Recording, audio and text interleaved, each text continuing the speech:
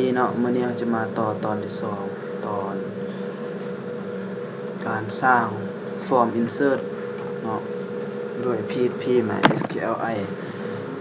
เราจะมาสร้าง Form Insert เพื่อ Insert ข้อมูลเข้าในฐานข้อมูลเฮาเนาะตอนทำอินเราก็จะมาเริ่มสร้าง Table กันเนาะเพื่อเก็บฐานข้อมูลเนาะเพื่อเราจะมาสร้าง Table เพื่อเก็บInsert ก็ซื้อ Table เก็บจากเราจะเอาเก็บจาก6เนาะ7 8 7จ้ะ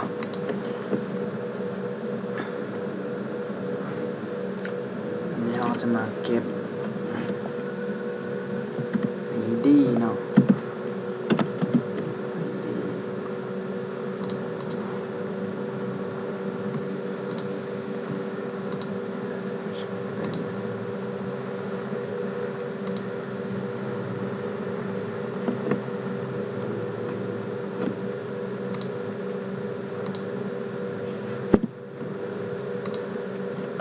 ประมาณนี้เนาะสร้างตามนี้ครับวันนี้เราจะมาเก็บ user name เนาะ user name โอมวาซาเนาะชนิดข้อมูลวาซา50 password โอมวาซาname วาซาlast name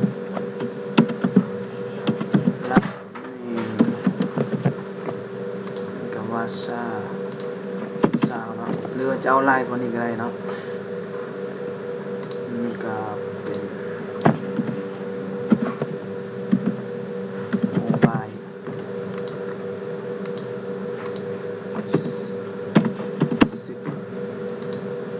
อีเมลวาซา50หรือเราจะเอาอีกเนาะเราก็จะม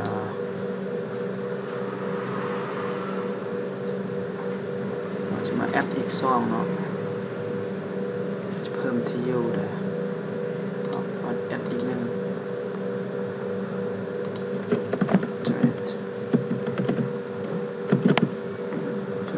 เอาแท็กเนาะหลังจากนั้นเราได้ตามที่ต้องการแล้วเราก็มากดลุ่มเนาะเซฟจะได้ฐานข้อมูลแบบนี้เนาะเริ่มตามนี้เนาะอันนี้ตัวอินคริเมนต์คือให้มันออโต้เนาะ ID เราก็จะมาเบิ่งตามนี้ฮอนนี้แล้วเราก็จะมาเขียนโค้ด Form Insert เนาะเข้าไปโปรเจกต์เก่าเนาะ PHP MySQL ตัวนี้จากนั้นเราก็สร้าง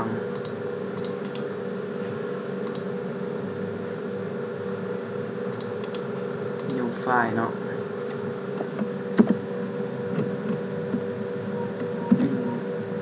insert form เนาะ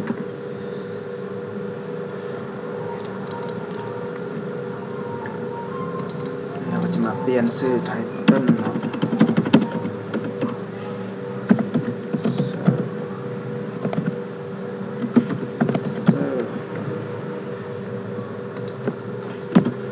เริ่มพิมพ์โค้ดเนาะ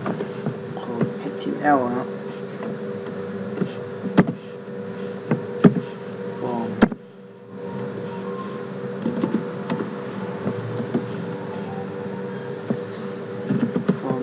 name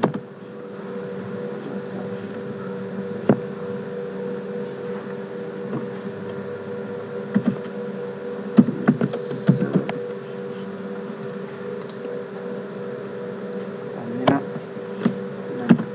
อัดไว้เนี่ยจะมาพิมพ์เพิ่มเติมเนาะ action เป็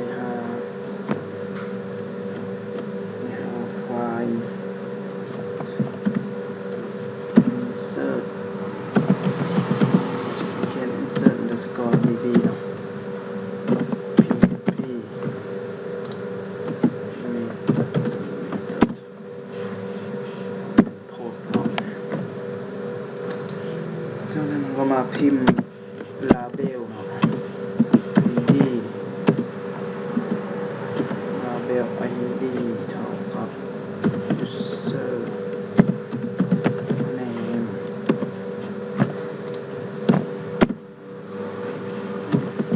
user name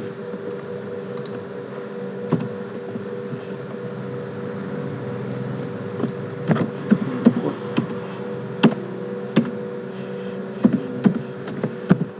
type text เนาะ name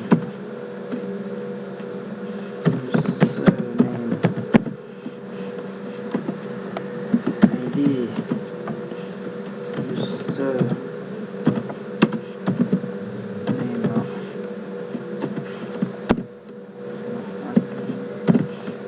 ลงแถวเนาะ br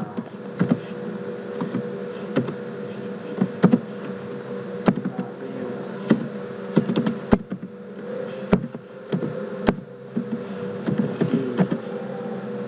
เท่ากับ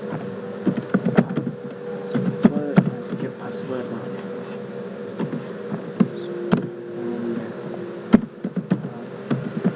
เขียนเต็มเลยเนาะแล้วแต่ทานเนาะเขียนเต็มขึ้นกับตัวทานเองเนาะ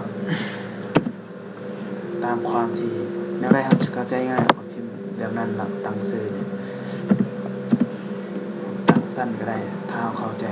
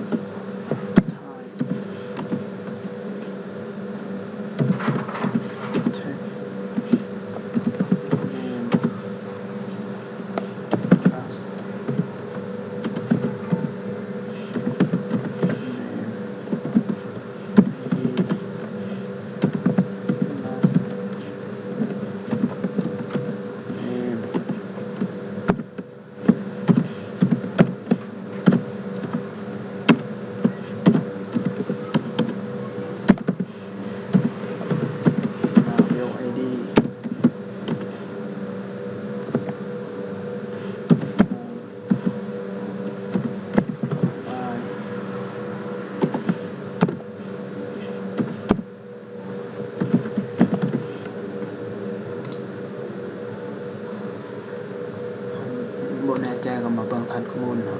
อันนี้เนาะโมบายอีเมลยังเหลือ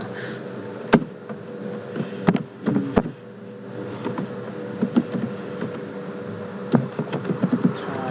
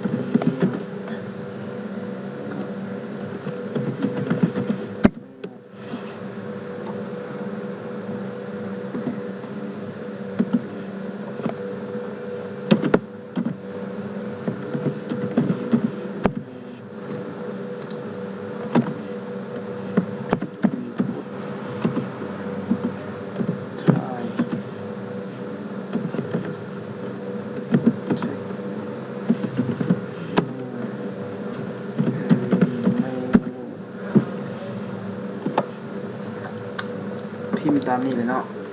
อีเมลแล้วก็ ID ชื่อคนตั้งให้มันเข้าใจง่ายเนาะบ่แม่นตั้งตามคนอื่นเราเข้าใจยากเนาะตั้งให้ตัวเองเข้าใจ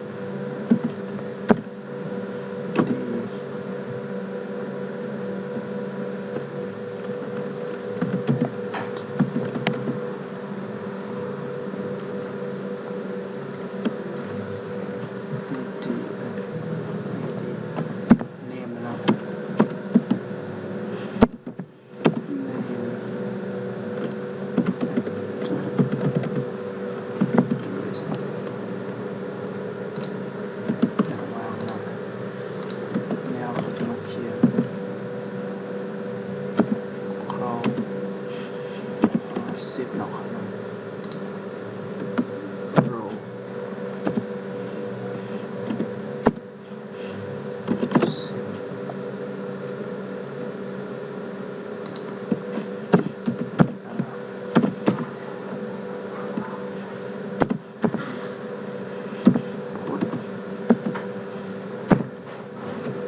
ถ่าย submit เนาะ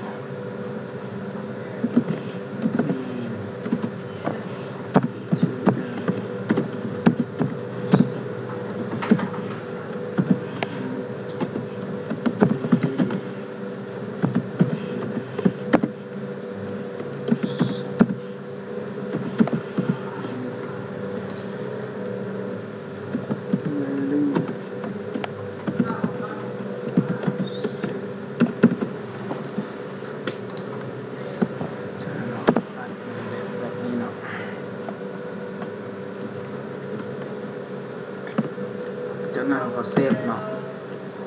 ลองรันฟอร์มบ้างเนาะนี่เนาะจะได้แบบนี้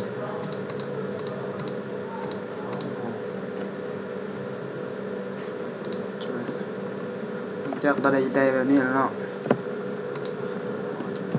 คือหัวข้อนี่เนาะ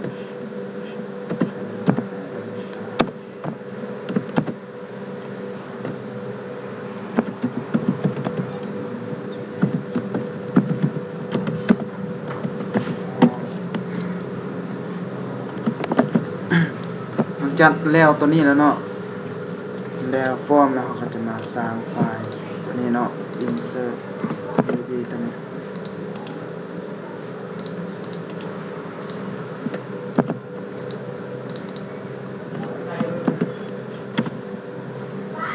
จะมาเขียนโค้ด PP เนาะ SQL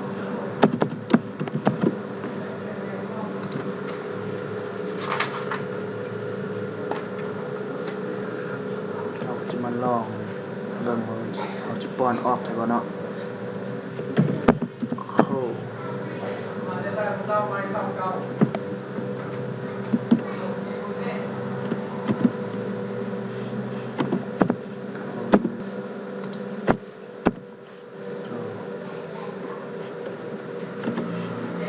จบเนาะ print ตัวนี้เนาะนั่นก็โค้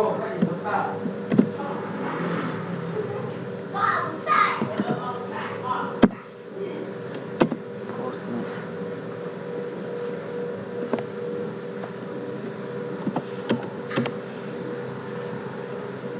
post แล้วก็จด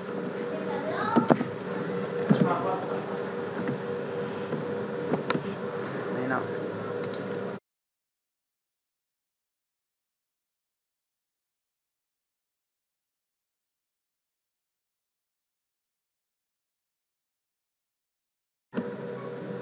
เอาจะมาตัดแท็บ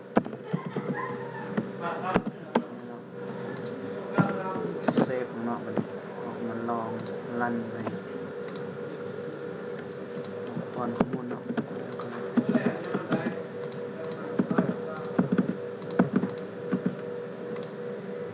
อันนี้เนาะมันก็จะออกตามนี่จากนั้นเราก็มาคอมเมนต์ไว้เนาะเรามาทานข้อมูล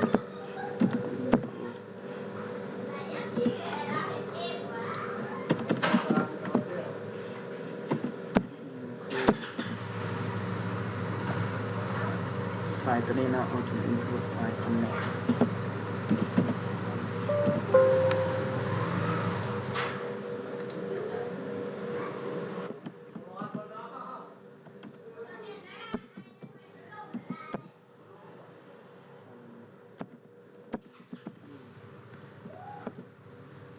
ได้แล้วเนาะมันมาตั้ง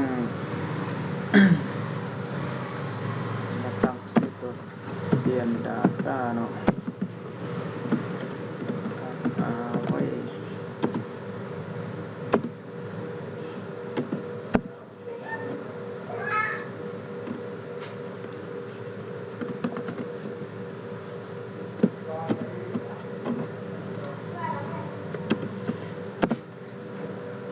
เนาะ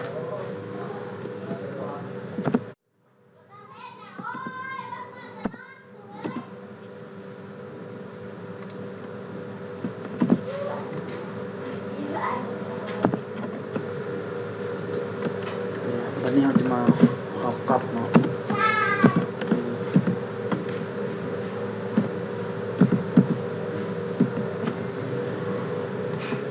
ประมาณ8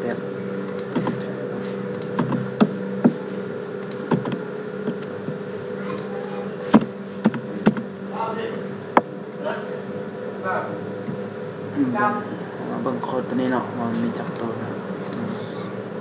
3 4 5 6 7เนาะแล้วอีกอันหนึ่งนี่เรามาเอาต้องเขียนเนาะตัวนี้ user name user name password เขียนให้ถูกเนาะ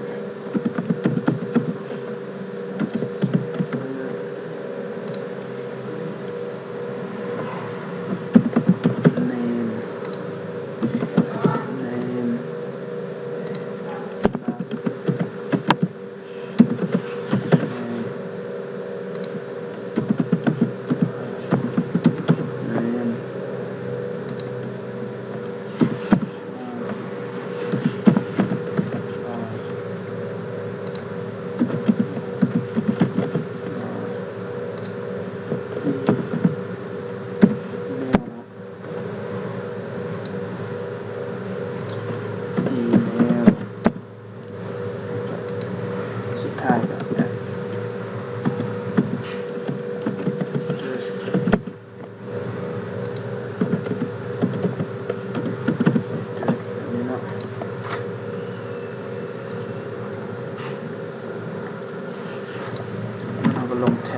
ลังตัวเปลี่ยนแล้ว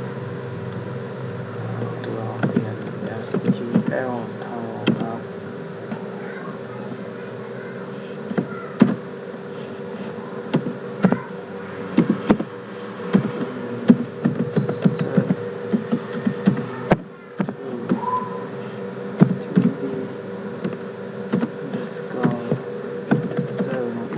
ตัวนี้เนาะ tv underscore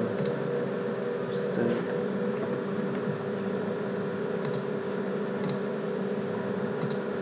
ตัวนี้เนาะพิมพ์ tv underscore user แล้วนะครับจากนั้นเราก็เอาฟิลทั้งในเนาะ user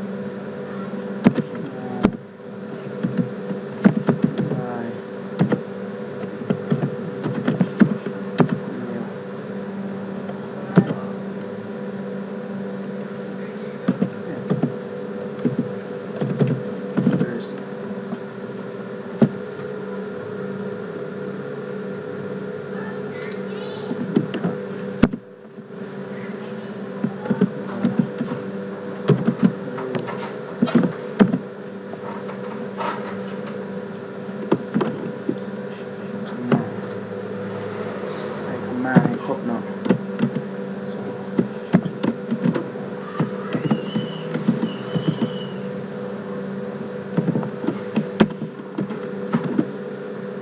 มี7ตัวเนาะ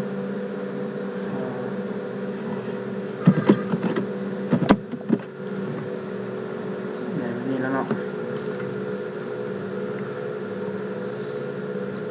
ลงแถว QR เนาะ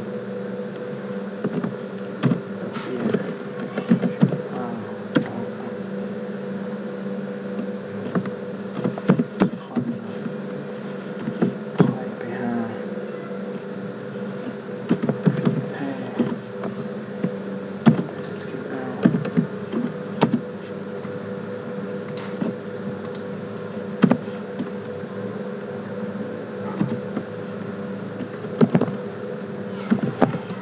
อิฟทาว่าเนาะทาว่า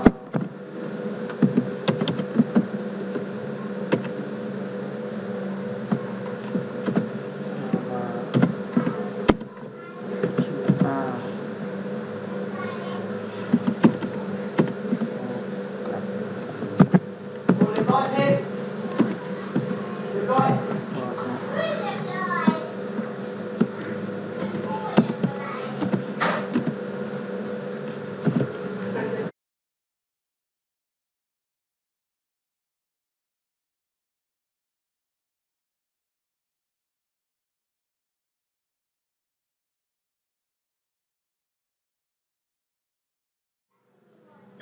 เซตตัวนี้อะไรนะลอง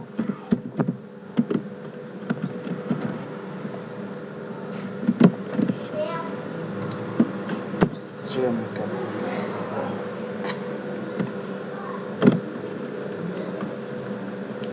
SQL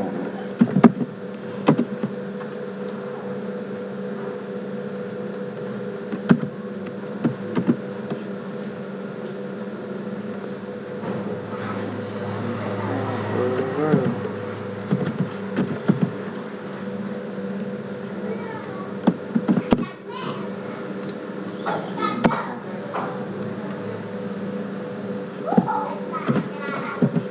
คอน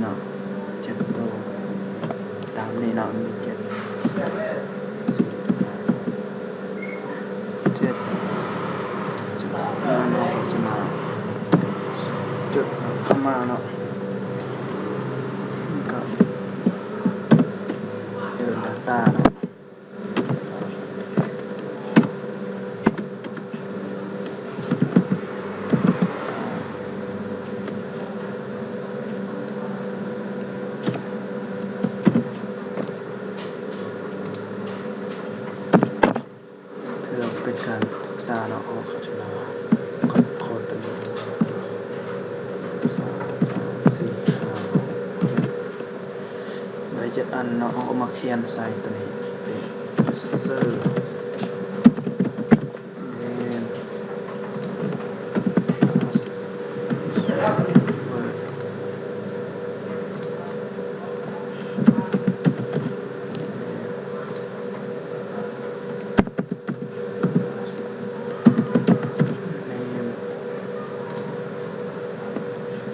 name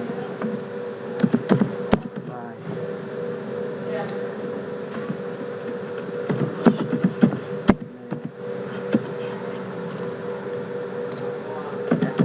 address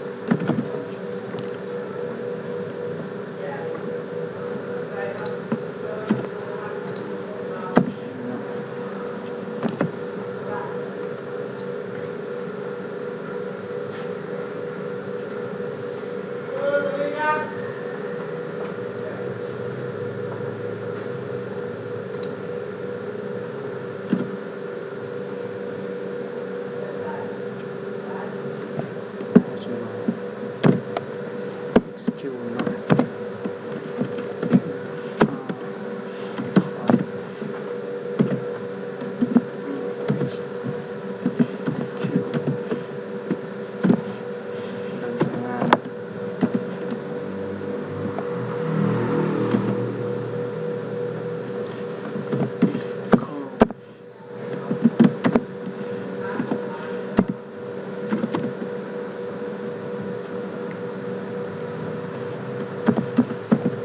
user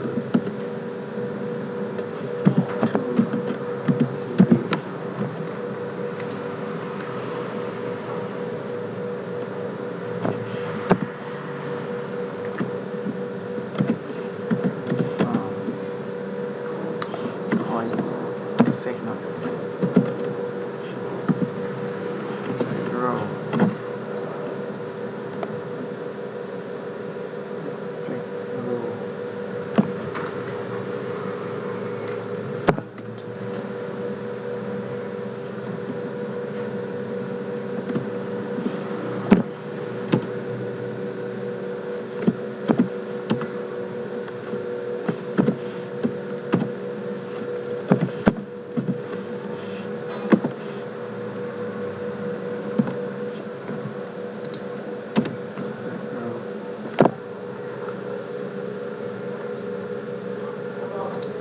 แล้วมันก็จะมาปิดการทำงานเนาะ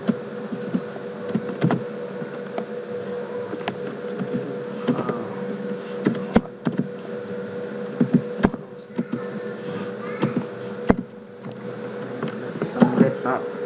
โค้ดการทำงานเนาะวันนี้เราจะมาลอง insert ข้อมูลเนาะ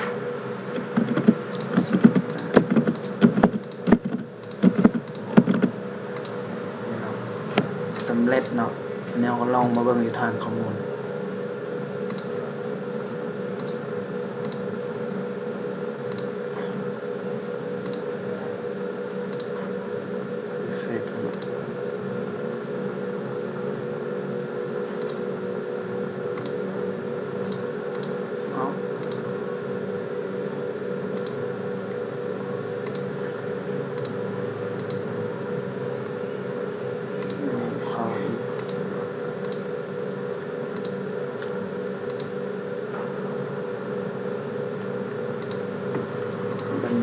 ปัญหาเนาะมาเบิ่งบนผิดเนาะ insert into user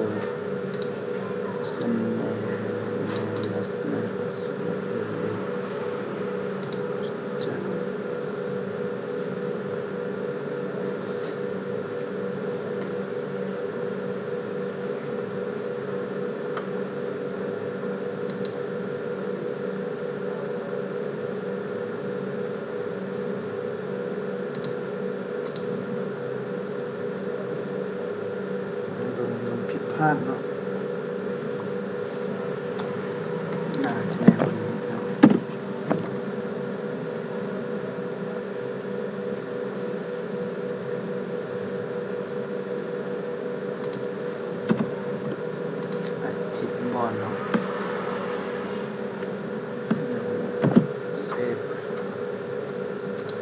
ใหม่เนาะ